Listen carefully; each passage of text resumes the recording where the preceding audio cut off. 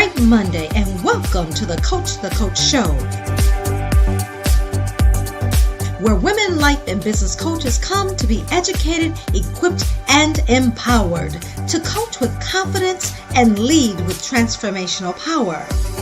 Join me, Coach P, right here on the Life and Business Coach campus every Monday at 12 p.m. Central Standard Time to package your brilliance, optimize your performance, and bring harmony to your life.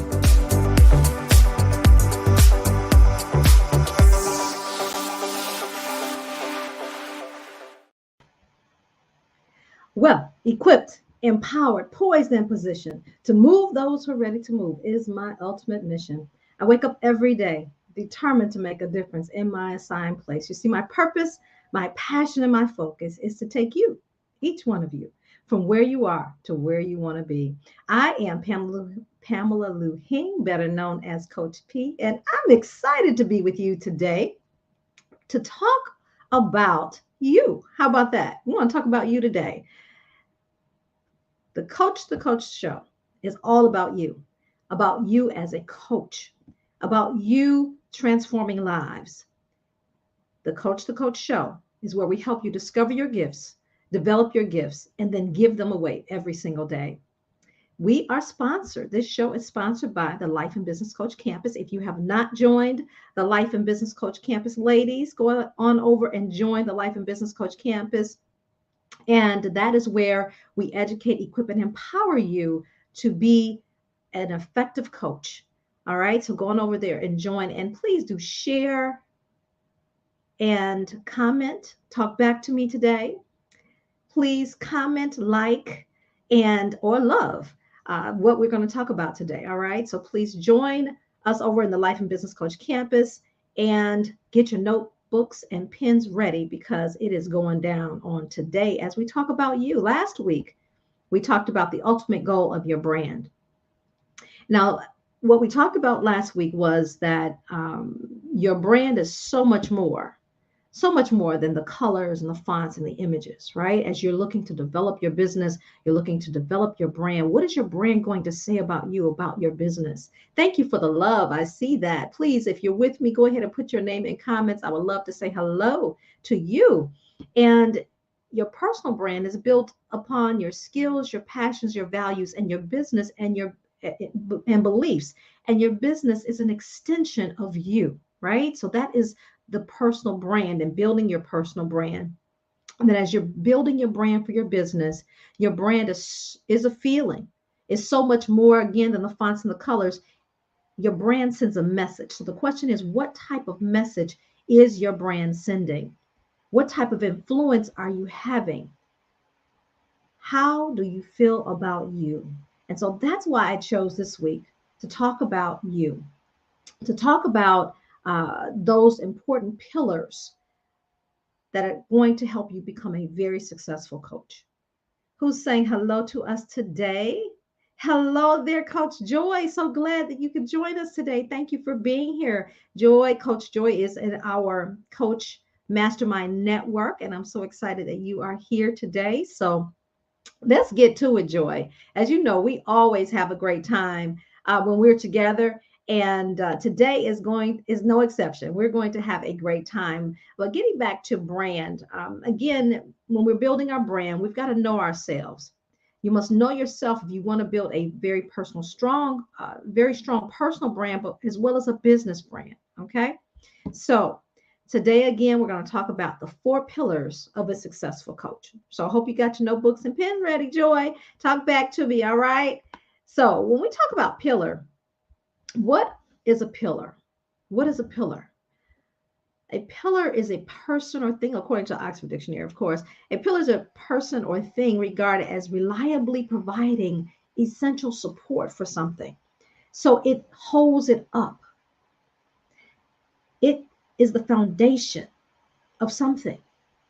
And so what I want to share with you today and over the next few days, the next 3 days, today and the next 3 days, I'm going to share with you a pillar a day as we talk about what it takes to be a successful coach. Okay. I love it. Coach Joy says, I'm ready. Yes, I'm ready. Awesome. Thank you, Coach Joy. Thank you for being here. Thank you for being ready. As they say, stay ready so you don't have to get ready, right? And Coach Joy is definitely ready. So let's go to it. What are the 4 pillars? The first pillar is personal development. The second is coaching development. The third is entrepreneurship development. And the fourth is leadership development. So today, we're going to talk about pillar 1, personal development. That is the key pillar, the first pillar that we have got to cement, that we've got to really unravel. It's like an onion in terms of coaching. And when you think of an onion, right, you think of all of these layers to your coaching business. And at the core of that onion is personal development. Okay, so we're going to build it out. So personal development, when we talk about personal development, I want to offer to you the 3 different areas that we want to focus on with personal development. I love it. Coach Carol's in the house too. Greetings, greetings, greetings, Coach Carol. She's also with the Coach Mastermind Network and in our Coach with Confidence program. So thank you so much for being with us today, Coach Carol. So again, we're talking about the 4 pillars of a successful coach. Pillar number 1 is, get ready, master your emotions. Master your emotions. Whew. As women, we can relate, can't we? We can relate to emotions. We know all about them. I think when God was handing out emotions, we went back in the line several times to get a couple more doses of emotions, right? And emotions, of course, comes in so many different facets. But I will say this, in my studies and in some of my workshops, I talk about a study that was done by career builders. And in this study, they looked at over 500 of the managers, of the decision makers who had staff, and they asked them a series of questions. And the key question that I really focused on was, would they prefer to hire people who had a higher IQ versus the EI, the emotional intelligence quotient, okay, or EQ, emotional quotient, right? Would they prefer to hire someone who had a higher IQ, meaning they were just smart, they were adept in the subject matter, or someone who had a higher emotional intelligence quotient? Drum roll, please. The answer is over 75%. If I have that percentage correct, I may not, but don't quote me on it. But it was a high percentage that had that answered that they wanted to hire someone who had a higher emotional intelligence versus a higher intelligence level. So what does that say to us? And I do know that the study also showed that those who had a higher emotional intelligence quotient made $29,000 more than the person who had a higher IQ. So emotions really are at the core of how we think. They affect how we think. They affect what we do, how we move, right? The decisions that we make are centered in our emotions. I know personally that that's something that I wish I'd learned a long time ago, how to manage my emotions. My kids always say, Mommy, you're so emotional. And they're right. I am an emotional creature. And I've had to learn over the years how to better manage. And what do I mean by that? What I mean by that is really, when you feel yourself, the emotions flowing, and emotions, of course, comes in different ways. But before we respond to anything, listening more than we speak. That's what mastering emotions is all about. Listening and compartmentalizing what you're hearing. And I'm not saying suppress what you're feeling, because what you feel is real. Those are your emotions. However, how are we responding to what we're hearing? Right? Are we, and then when we respond, is it from a place of that emotion, the judgment, we're taking things personally? Or are we really listening to understand?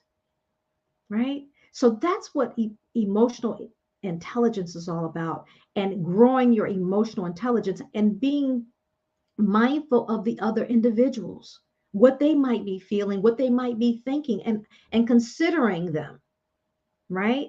And so mastering emotions is number one. It's at the core of that personal development. I love it. Thank you. The decisions that we make are managed by our emotions. Wonderful. Thank you so much for sharing that. Please put your name in comments for me so I can give you credit for that. It says Facebook user, and I love it. Joy says he gave us an overabundance. He sure did, Joy. I went back in that line probably about 20 times when God was handing them out. And Coach Carol says, phew, is right, Coach. Yes, yes, yes, yes. Emotions, emotions, emotions. Coach Joy said, yes, indeed. So, again, emotional intelligence is at the core of our being, at the core of our effectiveness as a coach. Because when we learn how to manage our own emotions and we're coaching, what we do is in that moment of coaching, there may be something that you're feeling. Maybe you wear your emotions on your face, on your shoulders. It's all over your body, right? But when we're coaching, we've got to manage those emotions, because we may hear some things that we may not agree with. We may, the client may share something that flips us upside down. But we've got to be able to remain steadfast and manage our own emotions, and manage our reactions when people speak to us and we don't necessarily agree, or it surprises us, or whatever the case may be. Okay. So that's number one. The second is, get ready, get ready, get ready. Guard your peace. Personal development area. Personal development, personal development. How in the world do you guard your peace? That means that you are acutely aware of what it takes to create peace in your life. So if you have not decided what your, let's say, what your boundaries are, because we're going to talk about boundaries next, but what your boundaries are in terms of peace, what you will accept and what you won't. That is so critical in our personal development. Guarding our peace, when we guard our peace, it affects us physiologically. So we're not just talking about something that's, in the mind. We're talking about physiological responses when there's no peace around us, when things are in duress, or when we feel that we are at risk of something, that we've got to have our guard up all the time. That means that it's not a peaceful situation. So whether that be the job that you're on and you have no peace there, right? You've got to make a decision either to affect change in that place or find a new place. In relationships, the same. Whether it even be with your spouse, parents, children, and letting people know. First of all, giving peace, right? And showing them how you create peace in your space. Being peace, that means smiling more. That means giving positive energy wherever you go. You may be the smile, as they say, you may be the only smile that people see in a day.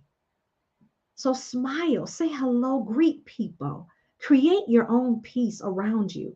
But then when someone steps in your sphere and they bring you drama, they bring you confusion, you have to decide what you're going to do with that. You have to decide. And that means that we've got to be, again, acutely aware of what it takes to create peace in our lives. So get that notebook and pen out, journal, get quiet, and write that. How do I get back to my center of peace? And what do I need to create peace in my life? Okay, so that is number 2 in terms of personal development. Love it. Coach Carol says, yes, Lord, you are hitting the nail on the head today. Thank you, Coach Carol. Thank you, thank you, thank you. And Coach Joyce is making this decision to guard my peace and not feeling guilty about doing so. Woo, woo, woo, woo. Yes, Coach Joy, not feel guilty. Not feeling guilty because you are standing guard at your own gate of peace. Stand guard at your own gate of peace and refuse to open that gate if it's not peace, if it's not going to bring you peace, joy, happiness. And does that mean that there won't be times of turmoil when we're going through turmoil? We've got to learn to find peace even in that. And God gives us peace, doesn't He? He gives us a peace that surpasses all understanding. So when we get to that place of peace, that's the peace I want. The peace that surpasses all understanding, meaning my mind can't even comprehend. You know, especially in times of trouble in our lives, when things just don't seem to be going right, how can we just take a deep breath, center ourselves, and get back to that place of peace, of joy, inner joy, that joy that only God can give, right? So that is number 2.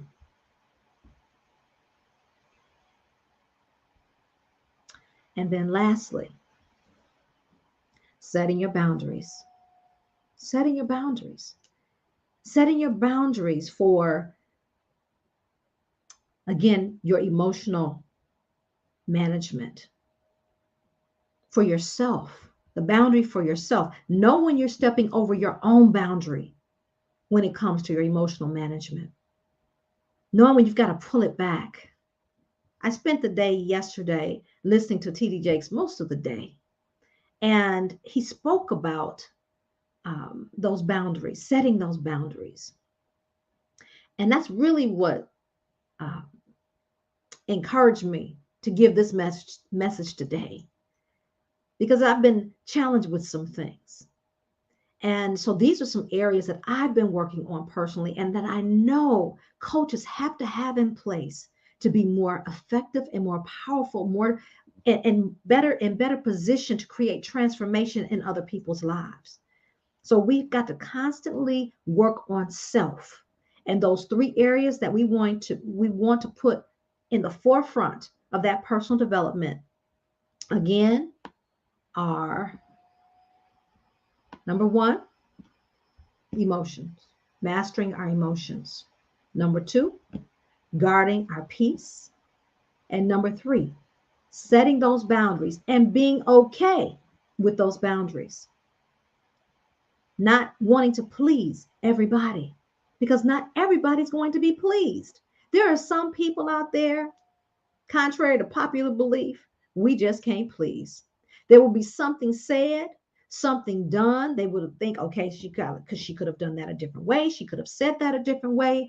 She could have looked a different way. She could have worn something differently. She could have smiled more. She just smiled too much. I mean, she had too much energy for me. There's going to be something every single time. But we must remember that just like we have, if you look at your hands and you look at the lines in your hands, the interesting thing about the lines in your hands is this: only you have those lines. Your parents, your grandparents, your ancestors, your children, your offspring do not have those lines. And so what does that say about you? You are uniquely and wonderfully made. And I firmly believe that before the foundation of this earth, God preordained, predestined certain folk to be in your life, certain people that you're going to impact. And as a coach, that's critical to know exactly who God is calling you to serve, knowing that your lines represents the impact that only you can have.